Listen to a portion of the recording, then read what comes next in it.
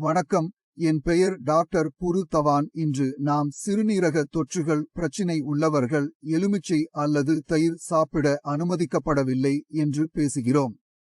இது கோடை காலம் என்பதால் பல நோயாளிகள் எங்களிடம் வந்து எலுமிச்சை நீர், மோர் அல்லது மோர் கேட்கிறார்கள்.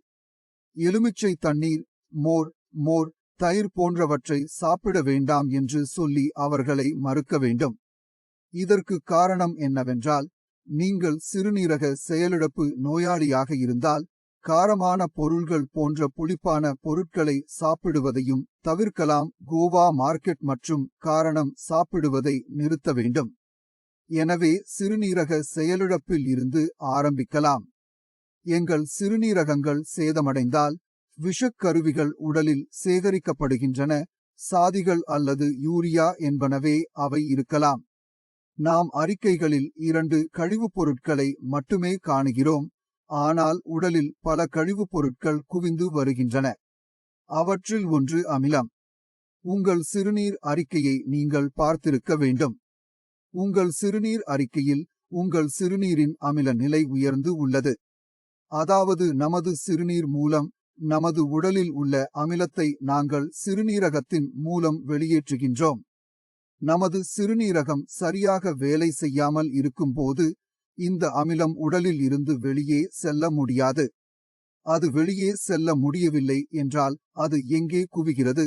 இது உங்கள் இரத்தத்தில் காடைக்கின்களும் யூரியாவும் போன்ற காரிகளாக சேர்ந்து கொண்டிருக்கின்றன. உங்கள் இரத்தத்தில் அமிலம் குவிந்தால் அது மாற்று அமிலத்தன்மை என்று அழைக்கப்படுகிறது. நமக்கு வெளிப்படுத்த வேண்டியது அமிலத்தன்மையின் பக்க விளைவுகள் என்ன என்பதை புரிந்து கொள்வோம். மாற்று அமிலத்தன்மையில் இரத்தம் அமிலமாகும் என்று கருதப்படுகிறது. இந்த அமில இரத்தம் சிறுநீரகங்களுக்கு புறக்கணிக்கும் போது அது சிறுநீரகங்களை சேதப்படுத்தும்.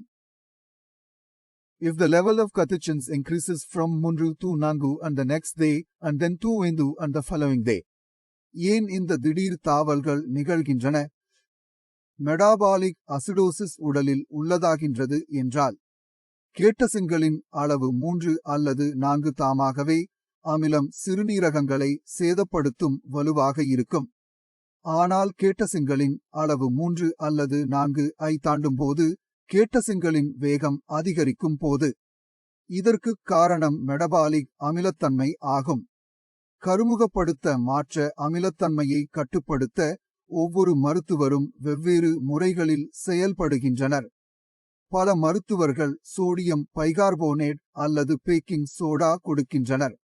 சிறுநீரக செயலிழப்பு நோயாளிக்கு பேக்கிங் சோடா மருந்து கொடுக்கும் போது அது உடலில் உள்ள அமிலத்தன்மையை கட்டுப்படுத்த உதவுகின்றது. இந்த மருந்தை பெரிதும் எடுக்கும்போது அதை பயன்படுத்த முக்கியம். மாத்திரையின் பயன்பாட்டு முக்கியமாகும். உடலில் உள்ள அமிலத்தை நடுநிலையாக்க முடியும் என்று அறிந்து கொள்வது முக்கியம். உடனடியாக அமிலத்தை அகற்ற முடியுமா என்பதை அறிந்து கொள்ள முக்கியம். தயிர், மோர், எலுமிச்சை போன்ற புளிப்பு நிறைந்த உணவுகளை உணவில் எடுத்துக்கொண்டால் உடலில் அமில உணவுகளை எடுத்துக்கொள்வது அவசியம்.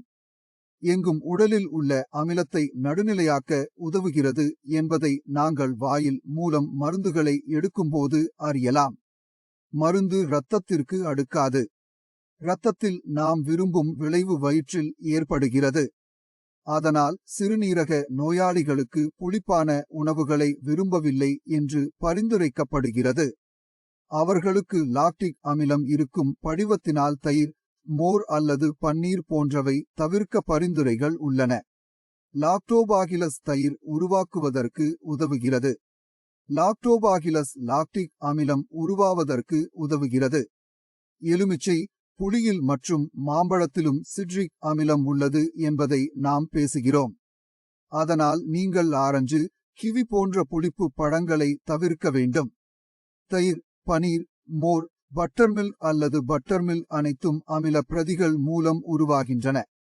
இதில் லாக்டிக் அமிலம் குறைவது அல்லது அதிகமாக இருக்கலாம். சில மகரங்களுக்கு மாம்பழம் பிடிக்கும் என்றால் அது இனிப்பாக இருக்கும். ஒவ்வொரு ஆண்டும் ஒரு நோயாளி மாம்பழம் சாப்பிடுவதன் மூலம் தனது அளவை அதிகரிக்கிறார். மாம்பழம் சுவையில் இனிமையாக இருக்காது, ஆனால் அதில் சிட்ரிக் அமிலம் அல்லது அஸ்கார்பிக் அமிலம் இல்லை என்று சொல்ல முடியும். புளித்த பழங்களை தவறுதல் செய்யாதே. தவறுதலாக தயிர் சாப்பிடுங்கள். தவறுதலாக தயிர் சாப்பிடுவது தவறு. தவறுதலாக தயிர் சாப்பிட்டு வேண்டாம். நோயாளிகள் இவ்வாறு பிழை செய்கின்றனர். நீங்கள் சரியான மருந்துகளை பின்பற்றாதபடி உங்கள் உடலும் உங்கள் யூரியா அளவும் பாதிக்கும். எனவே கோடையில் புளிப்பான உணவுகளை தவிர்க்கவும். கோடையில் தாகம் குறைக்க என்ன உணவுகள் சாப்பிடலாம்? அதை அடுத்த வீடியோவில் பற்றியும் பேசுவேன். அடுத்த வீடியோவில் உங்களை சந்திக்கிறேன். அதுவரை வணக்கம்.